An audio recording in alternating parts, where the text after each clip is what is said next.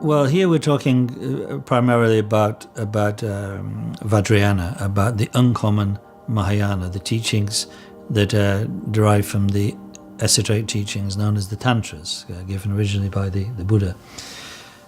So, in fact, the only way of practicing the Vajrayana, of beginning to practice the skillful means of Vajrayana, is to receive what we call initiation or empowerment, abhisheka in Sanskrit. The understanding taught in the Vajrayana is that, in a sense, the qualities of a Buddha, of wisdom and compassion and so on, are actually present right now in the stream of our mind. But they are, of course, completely obscured by the disturbing emotions and ignorance. But nevertheless, that is the basis of the path, that understanding that what we seek to achieve, Buddhahood, is in a sense present within us already. And how do we realize that, and how do we make those qualities manifest?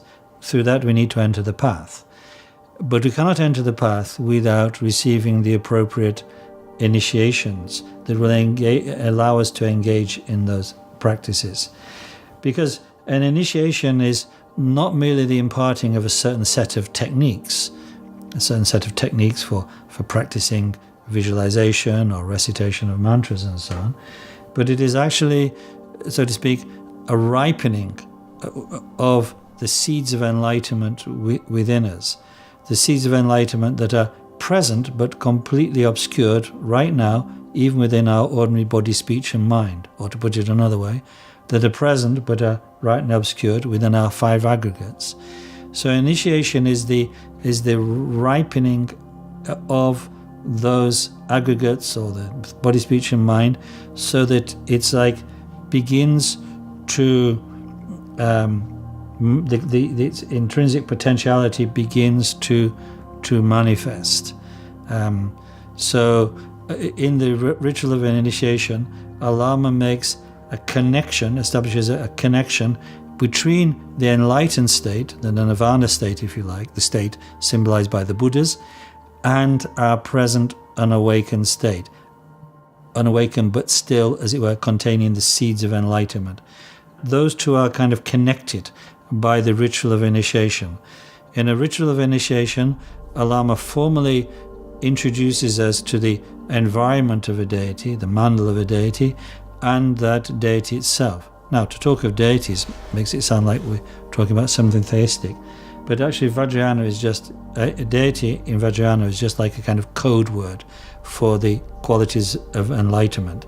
So in the Tantras, many such deities and their mandalas are taught, and the power to be able to meditate on one and fully realize one, and therefore achieve enlightenment, is conferred upon us by the ritual of initiation. So only those who themselves have followed this path and achieved results on this path are lamas who are capable of giving such initiations and then being effective. So initiation is not a ritual that somebody just makes up or invents, as it were. It is something based upon the templates that were established by the Buddhas in the Tantras. So every initiation and the practices that come from the initiation belongs to a lineage of transmission, which ultimately goes back to the enlightened sources from which those Tantras came.